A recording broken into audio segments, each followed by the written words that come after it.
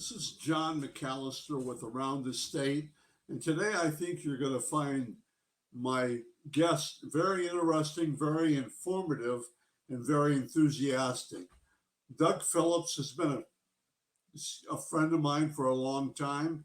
He is the head football coach at Youngstown State University, and he's his second year as going in. You know, the COVID year, the first year, he had to go through that, but with an abbreviated schedule.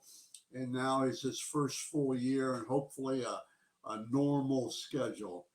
But I'm excited. He talks about recruiting primarily, which I want him to do, what they expect at YSU, what they look for in recruits, and different things about the program. I appreciate it, and I hope you enjoy the podcast.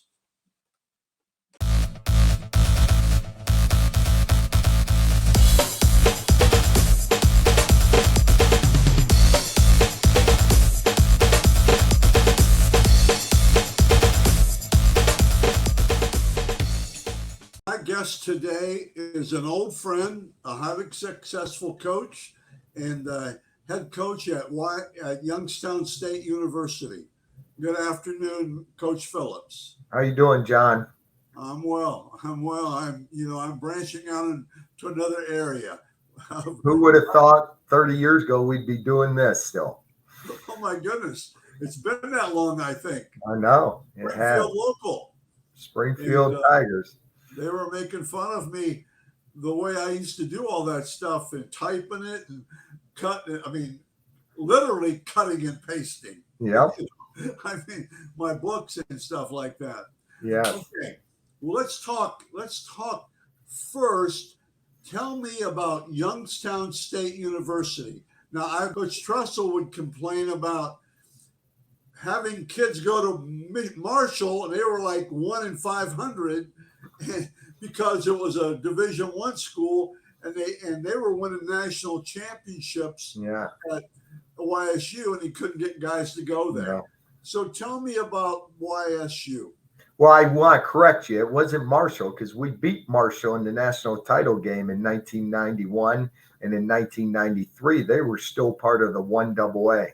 Oh, but it was probably the MidAmerican Conference teams, that he was referring to. Okay. And we still got to educate, even parents, even student athletes. We play in the Missouri Valley Football Conference. Missouri Valley, they know in Ohio, they know Big Ten, they know Mid-American. What they don't know is Missouri Valley Football Conference is the best FCS conference in the country. And usually the winner of that team wins a national title, So a lot of us is just educating what's FBS versus FCS. So we got to do an education piece, when we start recruiting.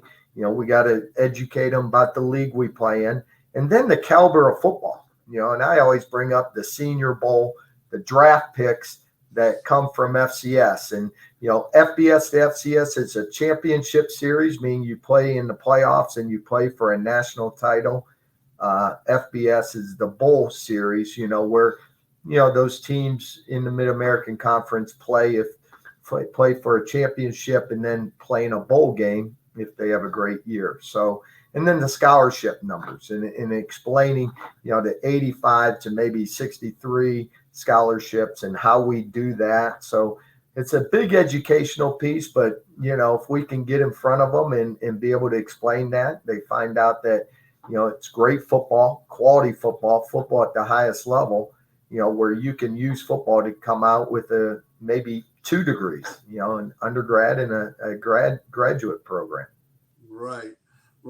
Real quickly then, tell me very briefly, compare the Mid-American Conference. Now, let me finish. The Mid-American Conference, which everybody's familiar with, to YSU. Is it scholarships? I mean, I know it's, South Dakota State and North Dakota State and I don't know if Southern Illinois is still in that or they are. And is Eastern Illinois? They're not in our league. Okay, but Illinois State. Right. I understand that level of football, but now what would be real quickly the difference? The difference is, we don't have full athletic scholarships. So they get 85 full, you come in. We get 63, so we take that 63 to get the 85. So we still have young men that are on full athletic scholarships, except now, let's say we recruit an offensive lineman that has a 4.0 grade point average and he has a 23 ACT. We would give him a full athletic scholarship minus his merit. And so now the university comes to us, says, hey, you pick up 60% with your athletic budget. We'll pick up the rest, the 40%, because of his academics. So now I can take that 40% we didn't spend and now go get another player that I can invest that 40% in. So we still have a lot of young men that they don't pay for a full athletic scholarship, and they don't know the difference of where the money comes from, whether it's from the athletic department or from the university. All they know is they're getting their school paid. So to be able to explain those different things, sometimes, when you're recruiting against, well, they don't give fulls. Well, we got a lot of young men, they're on full scholarship here. It's just we take money athletically and we take from their academics and the school pays for it. It just saves us on the athletic part, if that makes sense to you. It makes sense to me, and unless it's changed, even Division I schools, even big Division I schools around Power Fives, they don't always give full athletic scholarships, don't they? Unless it's changed. It changed. No, I don't think you can mess with that. They can't give partials or this or that. So I mean, like if a parent went there, they can't get so much money in that scholarship. Maybe it's all changed then. It has. Years ago, I think they used to mess around with that. Yeah. I could be wrong. But so, anyway, money's money. And plus, it's a great education. Yes. And I would tell you this. I believe everybody has to get on campus. Mm-hmm. Okay. Get on campus and also see the stadium. I mean, Coach, and I don't have to sell YSU. Yeah, it's big time. I remember the first time I was there, now they didn't have the other side built. Yeah. But they had the home. I mean, it's huge. I was there to a high school football game. Yeah. And I'm thinking, wow. And then just about a month ago, I go, whoa, here's this football field over here. Here's this huge parking place here. I mean, and the other side obviously is done. You walk a little bit, you go into an indoor facility. It's pretty good. So, I'm thinking it's not about it. You got to get on campus. Yeah. And we got to get them to the middle of campus, because for being a city school, people don't realize that in the middle of our campus, it's beautiful. There's trees, there's fountains, and we get people there and they go, oh my gosh, I never thought this was a campus. And it is really beautiful. And the stadium is the highest peak in Youngstown. So it's the highest building. I look for it when I try to make the turn coming down. Yeah. Okay. That's really good. Now you owe me a steak dinner for selling Youngstown. Thanks. And Coach Tressel owes me a steak dinner. Okay, let's give you some credibility. You may be one of the most, you've just about been on every level and all kinds of administrative jobs. Tell me a little bit about your past, Coach Phillips. Well, the journey, it's been different, but starting off in college and then going and being a high school coach for 9 years and then getting back into college. And for me, it's been about relationships and working for people that I trusted. And, I never went to a place that I just took just to take, that I knew somebody that was there. But, I say I'm the only head football coach in college football I know that's been a superintendent of schools, a high school principal, middle school principal, and I wouldn't change it. I think that shapes who you are. And to be sitting in this chair, 6 years ago, I was superintendent of schools, and it took Matt Campbell getting me to get out of that comfort to get back in and go to Iowa State and then to go with Luke Fickell to Cincinnati. I wouldn't be sitting in the chair if it wasn't for those two guys. And then to come back here and work for President Tressel, who, was my mentor and starting off 30 years ago. So, for me, it's been a great journey, but, I'm doing what I love. This is what I've dreamt about. So to come back home and serve this valley, serve this university, and serve this city, every day you wake up, I'm excited to get to work. For sure. Now, just a couple of comments there. Number one, I think it's great. I think all college coaches need to teach or coach on the high school level because I think they need to understand, especially the young guys that are good football players, they're GAs, and they're student assistants, and then they are quality control, but they've never really worked with kids when they're trying to get old, be 18 and get there. And I think that's huge. And the other compliment, I'm prejudiced because I only know the Midwest pretty well, but I think you've worked for two of the best young coaches in definitely the Midwest. I mean, Matt Campbell and Luke Fickell, that's pretty good company. And I think I agree. And in both cases, you could give them a little bit of wisdom because they're young guys. I know you learned a lot of organization and stuff. I did. And I tried to listen a lot, which, probably, I listened a heck of a lot when they were talking. Yeah, I totally agree. Okay, let's touch on, now let's go to evaluations. What are you looking for? You're the final say, but when a kid comes into your office and you talk to him, which I think talking is just about as important as watching highlight films or game films. What do you expect? What are you looking for, Coach Phillips? I'm looking for, do they listen? They know how to communicate. I'm trying to pull from them, how much they're passionate or love football, because it's not easy. We work 355 days a year to play those 10 guaranteed games this year, plus playoffs, or 11 games plus playoffs. So you gotta try to see, what their passion is, how much they love the game.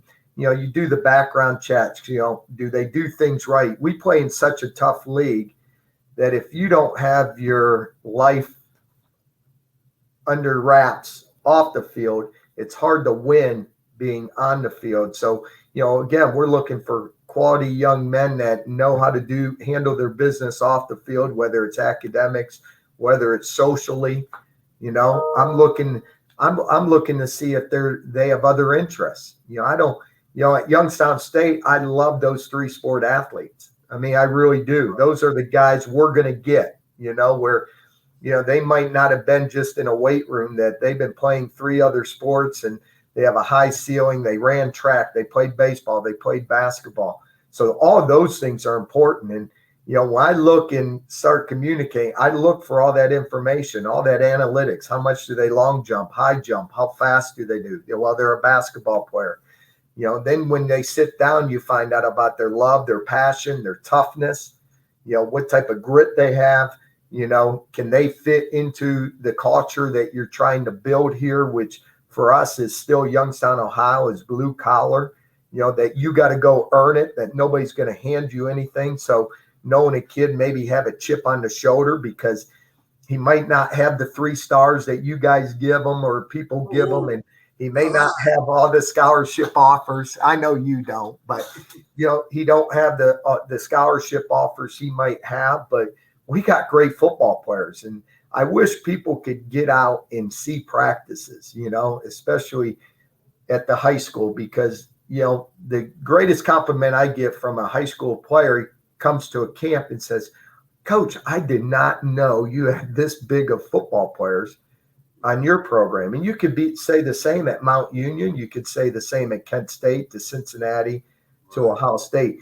I don't know if people realize the level of football at every division, whether it's Division 3, 2, FCS, the FBS. I wish more could get out and see those practices, because I think they're very, awakening, eye-opening.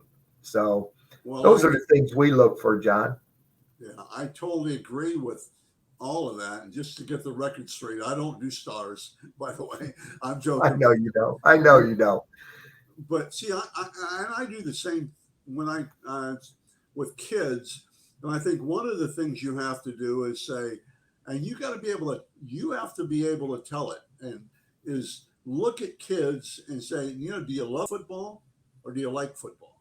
Oh man, I love football. No, do you love football? Because I'm sure there are guys on your team, players on your team that maybe don't love football. I mean, but there are a lot of guys do love football. I'm saying not everybody on any team. I don't think Ohio State that everybody loves football. Yeah, You know what I'm saying? They could say that, but there's a difference. I agree. And the other thing that you kind of mentioned, and I know some of those guys on your staff, but you've been able to put together a pretty good staff.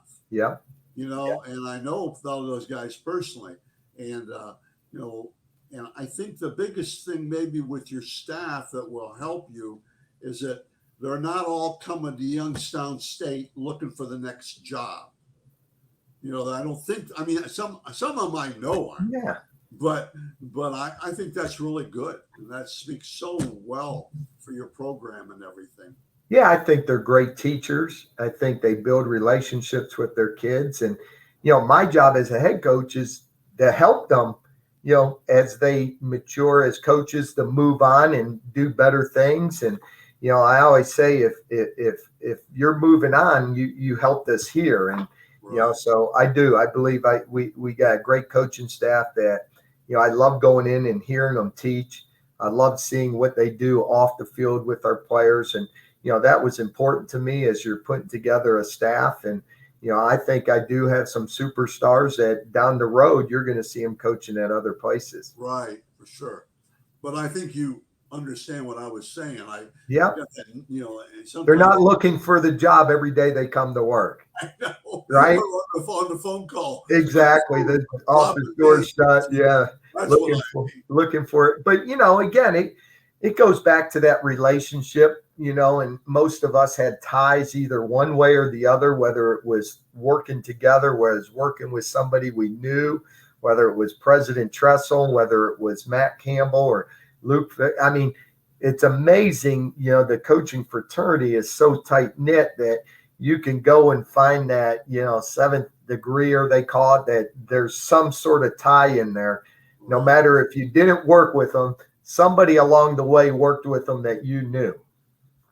I tell young coaches, I don't, I'm getting old, so I'm slowing down here, but I tell young coaches I say, when you go, if you're looking for that college job, when you go to clinics or even bigger high school jobs, don't get all drunked up on all that stuff, party. You go around and meet as many coaches as you can. And the other thing is, come up with something to say to them that they might remember you. Yeah. And now that's important, I think.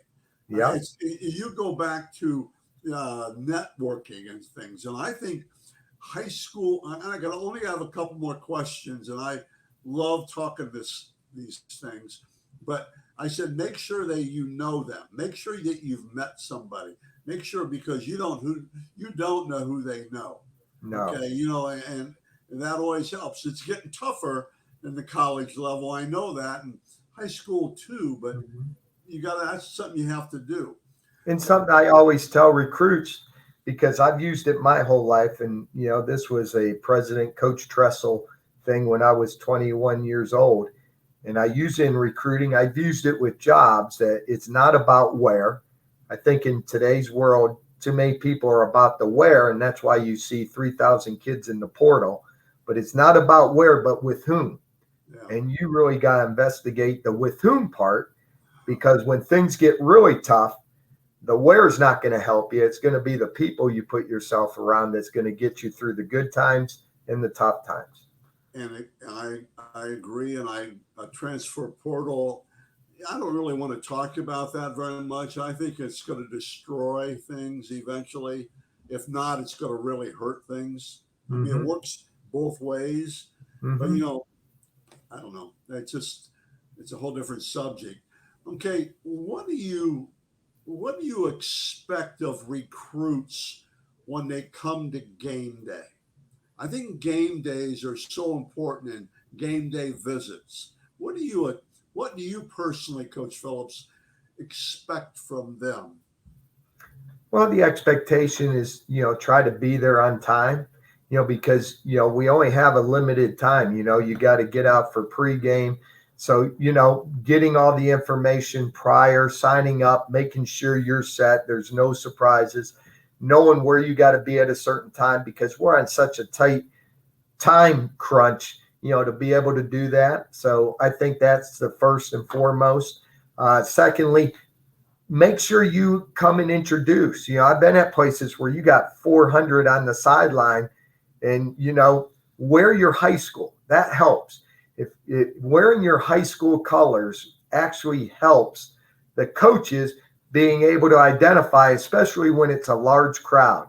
So if I see a high school out there, boom, I know exactly who it is and where if there are 400 young men with their parents and they're all dressed with, flannels on or something like that, I don't know if I would get to them, just because the recognition's got to be instant. So I'd say make sure you wear your school colors to those games, and then just be able to, introduce yourself, have confidence, look us in the eye, have a great handshake and a great first impression. It's great when your parents are there that we can meet. And then, after the game, being able to spend more time with them. Pre-game's pretty tough, before the game, pre-game, but even after the game, and have some questions ready, about the recruiting process. I always love hearing there's no dumb question, and being able to help people through the process. They're the customer and we're there to service. And, we want to know what we can help you with through this process, that maybe you get a better understanding of us and you get a better understanding of that process. I agree totally, and I think, I'm not the greatest computer guy. I've worked at it pretty hard, but I think the other thing that kids need to do, I agree with the jacket thing. I agree with wearing your school jacket or colors or something, school jacket, so you can pick them out. The other thing is, I think players, if I'm going to drive to Youngstown State to see a game, if my son's going to look up who his position coach would be and maybe who the charge of recruiting. So when he goes there, instead of standing around and say, could you tell me where Coach Schaefer is? Yeah. You may not know him.